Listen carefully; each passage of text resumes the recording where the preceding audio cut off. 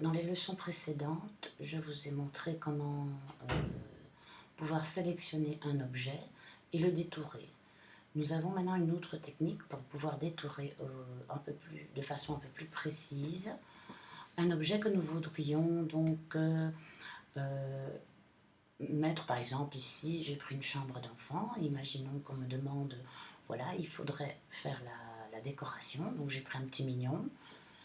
Et j'ai pris donc une chambre d'enfant qui n'était pas très très décorée. Alors ici, donc, nous avons notre petit mignon donc, que nous allons détourer d'une autre manière qu'avec la sélection rapide qui se trouve ici. Nous allons prendre l'outil plume. Donc voilà, vous voyez donc comment ceci se présente. C'est une plume. Et pareil, je vous explique directement. Vous essayez de faire l'exercice en même temps. Je commence par cliquer avec ma plume sur le bord du haut. Je vais me mettre à un autre endroit de mon personnage, à l'endroit où je veux détourer.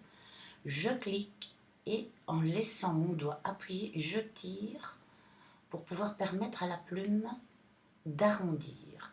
Et j'essaie de m'arrêter évidemment le plus près possible de mon petit personnage à détourer. Voilà. Donc ici vous voyez, ma plume est toujours accrochée. Pour pouvoir la décrocher, je me mets donc au milieu, sur le point central. Vous voyez, j'ai un petit signe qui change quand j'appuie sur Alt. J'appuie sur Alt et je clique. Donc, j'ai mon autre petit bras du bas qui ne se voit plus. Ce qui signifie que je peux alors mettre un autre point d'ancrage. Je mets alors un deuxième point d'ancrage ici. Ici, nous avons un léger arrondi. Voilà. On continue. Pour pouvoir donc aller dans un arrondi différent, nous pouvons cliquer soit par là, en laissant bien enfoncer, soit par là, suivant la forme. Ici, il y a un léger arrondi. Je fais comme ceci. Là, je suis toujours accroché. Attention, je me remets au centre. Je pousse sur Alt. Je clique, c'est défait. Idem ici, nous avons un léger arrondi, je clique, je laisse enfoncer, je tire légèrement. Pour l'enlever, je clique sur Alt et je pousse au milieu.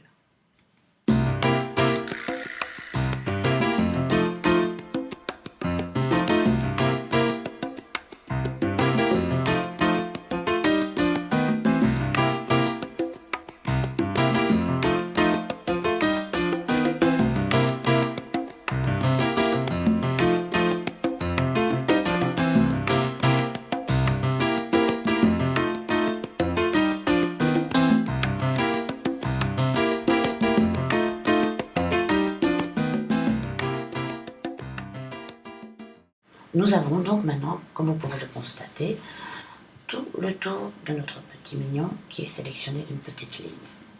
Je vais donc vous montrer après comment nous faisons. Donc nous allons tout en haut, nous appuyons donc définir la sélection.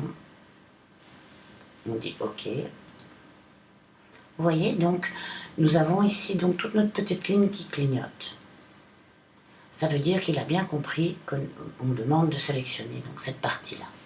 Je vais ici en haut, donc dans votre petite tabulation d'en haut, je clique sur calque et je lui dis nouveau, calque par copie.